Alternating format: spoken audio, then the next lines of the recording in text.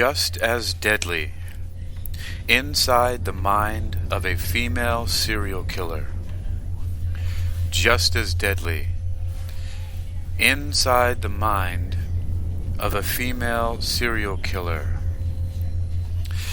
You're listening to Technical News Reading, presented by Hakeem Ali-Bokus Alexander on Spreaker.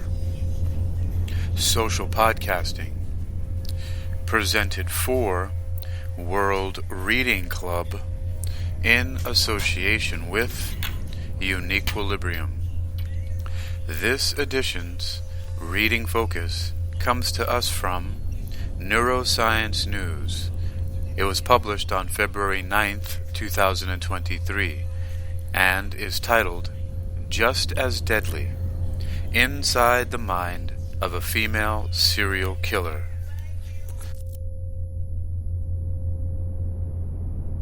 Summary. Female serial killers are considered fairly anomalous.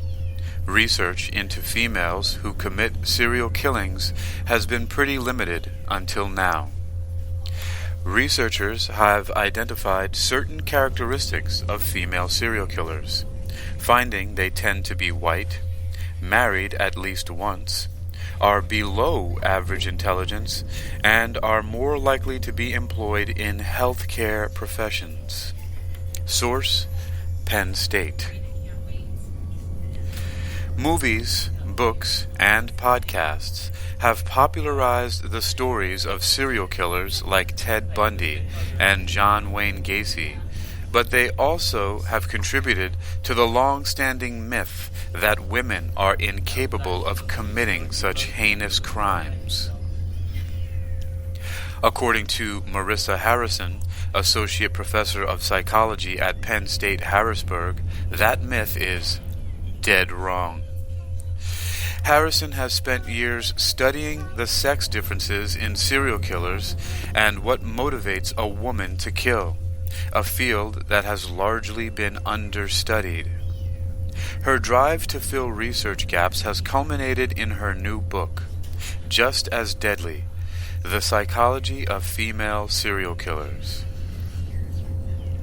There's so much rumor and gossip about serial murderers, but the field lacks information on female serial killers, said Harrison. I'm a psychological scientist, a data wrangler. My book presents a psychological science approach to understanding the minds of female serial killers. An expert on evolutionary psychology and behavioral neuroscience, Harrison discusses what makes female serial killers so dangerous in the following Q&A.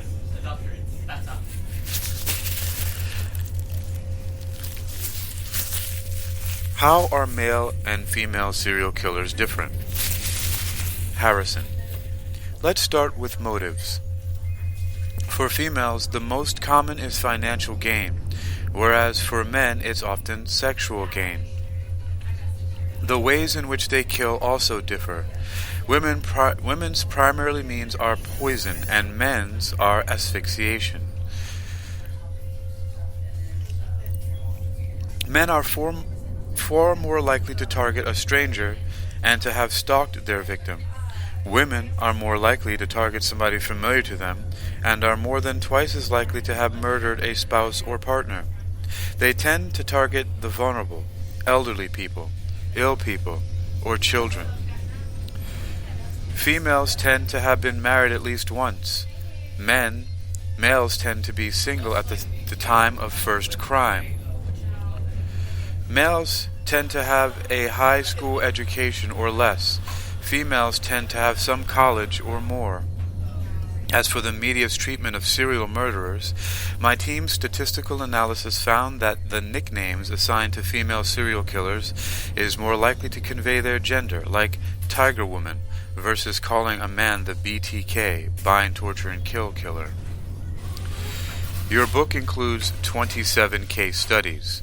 While researching these cases, did anything stand out? Harrison. What surprised me was how frequently these individuals were victimized as children or adolescents, and the frequency of the trauma. To be clear, I feel much more compassion for the victims, but the serial killers whose cases I outline were often sexually molested, so how do you not have compassion for that? It made me question if they had received the mental health help that they deserved, maybe they wouldn't have become murderers.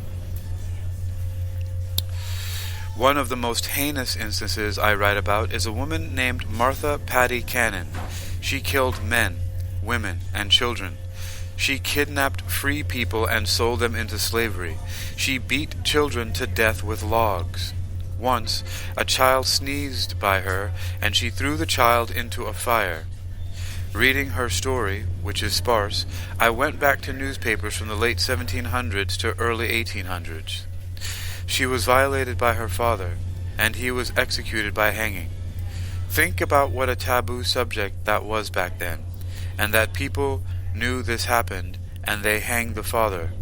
It must have been known that he abused her, and the abuse must have been terrible.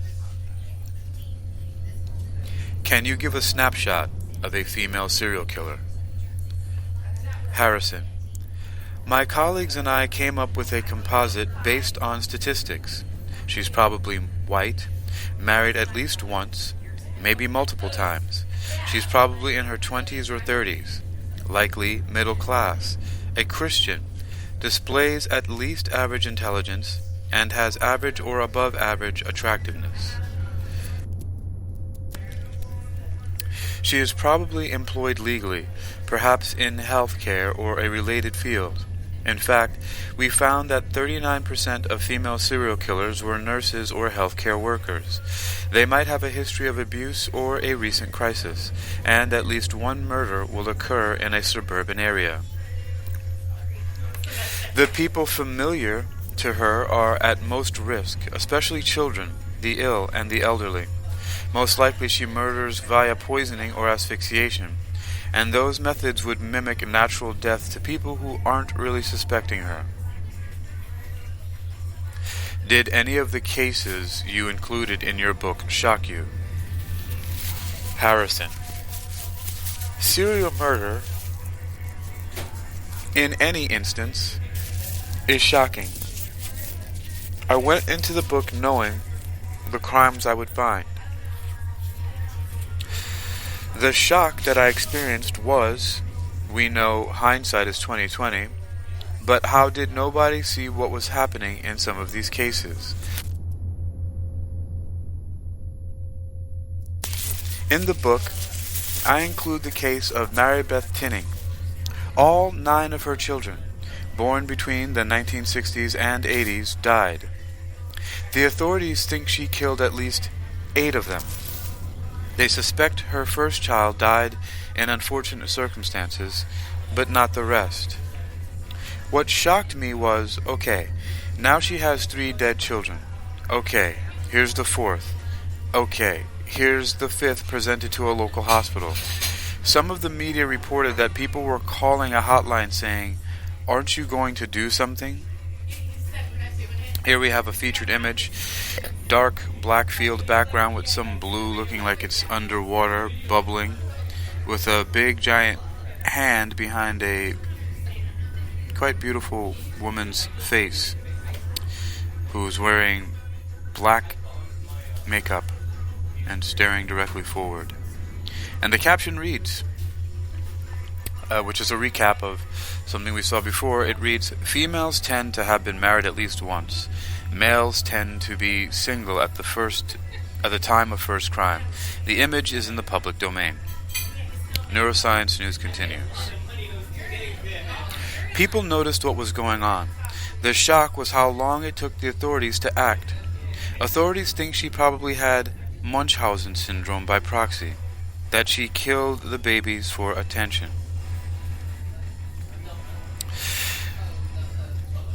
Jesus. Excuse me, that is shocking. Killing babies for attention. Alright, Neuroscience News continues. What is the main takeaway that you want readers to know about female serial killers? Harrison. I want readers to know that female serial killers exist. Usually movies, books, and podcasts focus on men. The FBI did not recognize female serial killers until the 1990s. They called these crimes sexual killing, and sexual killing is almost always indicative of a male murderer. But there are well-known women who murdered far more victims than men did. Jolly Jane Topman was a nurse in Boston in the late 1800s. She killed at least 30 people, but she told the authorities that she thought she killed close to 100. The authorities have no idea how many people Belle Gunnis, a farmer from Indiana, killed. They dug up her farm and in the hog pit found the remains of as many as 100 victims. Women commit murder, and they get away with it. What do you think our society needs to do to decrease instances of serial killers? Harrison. My team's research shows that for female and male serial killers, there is a good chance that mental illness is involved. For males, it's highly likely. For females, our research showed about 40% demonstrated evidence of mental illness. If instances of mental illness and child abuse continually appear in the histories of these women, maybe mental illness awareness and treatment could prevent some future deaths. Also, I learned on my travels that life doesn't work like the show CSI. Local police and detectives lack the resources for the type of testing depicted on TV. So if a series of murders happens, let's get investigators more resources to address and solve the crimes. It might prevent future victimization. About this criminal psychology research news. Author Francisco Tutela. Source Penn State. The original research is from the book called Just as Deadly, The Psychology of Female Serial Killers. It can be accessed, limited, and purchased in full at a link that's here on neurosciencenews.com. You've been listening to Technical News Reading, presented by Hakeem Alibokas Alexander on Spreaker, social podcasting, presented for World Reading Club in association with UniquilibriuM. This edition's reading focus has come to us from neurosciencenews.com. It was published on January 9th, 2023 and is titled Just as Deadly, Inside the Mind of a Female Serial Killer.